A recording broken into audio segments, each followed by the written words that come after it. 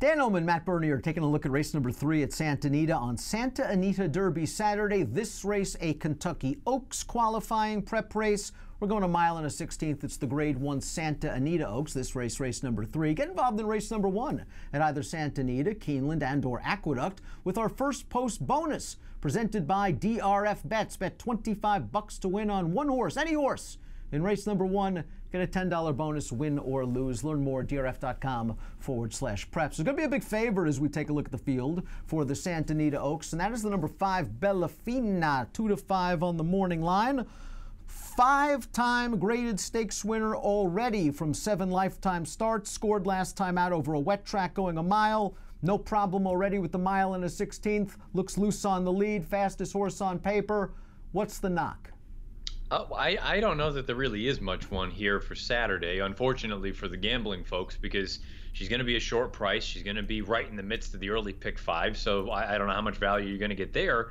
I think the concerns for her come down the road. If we can get to the Kentucky Oaks and she's sound and happy, you and I were speaking just before we started recording that, the mile and an 1/8, perhaps that's going to be the bugaboo, but this distance at a mile and a 16th, I don't think this is going to be an issue.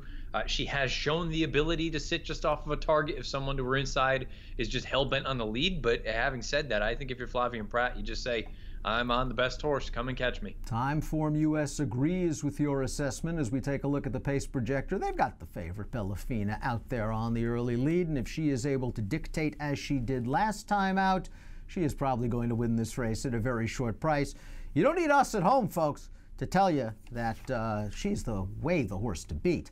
But she's going to have to take down a Grade 1 winner in her own right, and that's the number 2, Chasing Yesterday. This, of course, is American Pharoah's little half-sister, and all she's done is win her last 4 races, including the Grade 1 Starlet at Los Alamitos. Now, she made her seasonal debut at Sunland Park, and she was 1-20. And let's be honest, she didn't win like a 1-20 shot should, although she was really never in danger of losing. I'm sure Baffert did a triple take when the Beyer speed figures came out and he saw a 68. And that's why I think she's back here in less than 2 weeks. It's one of those things where when I first watched the tape of the Sunland Oaks, I said, oh my God, she spotted the field 3 lengths. It was a disaster, X, Y, and Z, but she's just that much better than everyone else. She can just loop widest of all and go on and get the job done. From a buyer's standpoint, it is very, very light. No denying that. From a raw time form standpoint, it's not that much slower than some of the numbers she earned as a 2-year-old. And the only thing I would say is, if you think the Sunland Oaks was legitimately nothing more than a means to an end, where you are 1-20, you're just better than everyone else. Even spotting the field 3 lengths, you're better than everyone else. Do I really want to be that hard on her? No. I mean, I kind of look at it and say that certainly wasn't the goal. You kind of looked at it like it was a paid workout. Okay, it wasn't ideal. Now you have the opportunity to come back and say, you know what? We are actually as good or close to as good as Bella Fina. We are still a legitimate threat for the Kentucky Oaks. If you like her or you don't like her, depending on whatever it is, I don't think you should be using the Sunland Oaks as sort of your jumping off point. I think you should be using the 2-year-old form. Baffert also has the number 1, Fleur de Lamarr, and this is a daughter of 2-time Breeders' Cup Classic winner Tisnow, being allowed to stretch out around 2 turns for the first time, and maybe that's just what she's been waiting for her whole career. I find it very interesting that she has shown good sprint speed, winning her debut in pace-pressing fashion, and perhaps not caring for a wet track in her most recent start. From this inside post, I wonder if Baffert's instructions to Joel Rosario are, let's push Bella Fina a little bit. Maybe Fleur de Lamarr is good enough to win this race, but if not, it helps Chasing Yesterday at least a little bit.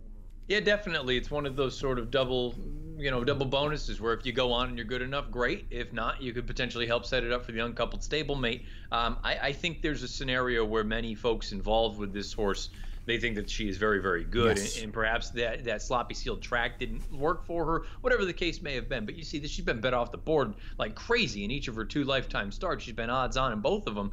I'm expecting a good effort from her. I think you send, and I agree with kind of the way you laid it out. Not only do you push Bella Fina, but then you make Bella Fina make a decision at least where, you know what, if Flavien Prat wants to go, then perhaps you do get into some sort of long duel, or if you sit just off, maybe she's not quite as effective. Who knows? But I expect a much better effort from Florida Lamarr here on Saturday. Slew Good to Be True is going to be happy getting back to Santa Anita. It's the scene of both of her lifetime victories. They tried her in the Fairgrounds Oaks most recently. She was up close to the pace. The pace horses didn't do very well in that race. Street Band coming from out of it to upset the apple cart. She's back in here. She's just going to have to run faster. I mean, now her buyer speed figures are becoming a little bit concerning. If she was going the right way as a 2-year-old, she hasn't gotten back to that 2-year-old form after 3 starts at 3, and that includes both winning efforts.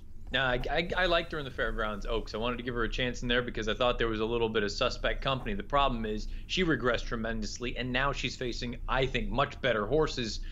This just feels like a tough spot. Let's take a look at our top picks for the Grade 1 Santa Anita Oaks. You don't need me to tell you again that Bellafina is the horse to beat.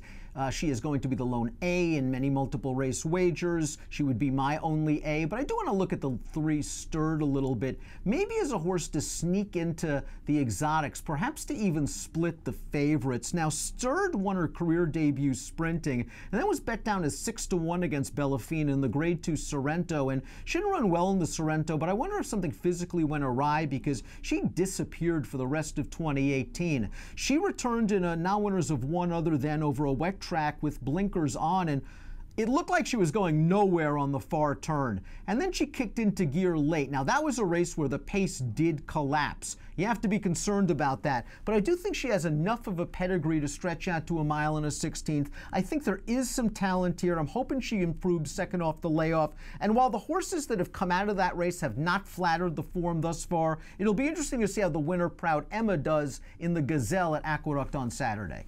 Well, like you say, okay, the pace may have collapsed in front of her, and maybe that helped accentuate that late kick. But given the fact that was her first start off of a long layoff, I think she's going to just shake the rust off there. She'll be ready to take a step forward here. Michael McCarthy continues to roll along with some good stock. And the other thing you need to keep in mind, again, it's a 5-horse field, but it's a Grade 1. Even if she can't win the race, second or third, that's going to be a major piece for her here, especially since she herself, she is not stakes placed yet. So I think the connections here would be thrilled if she gets a piece of this thing. If she runs second, great. Who knows? Maybe she can even upset the apple cart. I'm not betting on it, but I think she could potentially round out some exotics. I agree. She's a very unlikely winner, but I am very interested in her and using her in exotics, and that's why I decided to highlight her here. But you're going with Bellafina on top. Give me numbers. Yeah, 5-2. Nothing cute here. I think it's straightforward. I picked Stirred, 3-5-2 in the Grade 1 Santa Anita Oaks, important Kentucky Oaks prep race. Remember to get down on race number 1 at Keeneland Aqueduct and or Santa Anita on Saturday with DRF bets, first post bonus. Bet $25 to win on any one horse in race number 1 at any of those 3 tracks. Get a $10 bonus, win or lose. DRF.com/preps, where you need to go for all the details and approximate post time for the Oaks, the Santa Anita Oaks, 1 o'clock Pacific. Best of luck.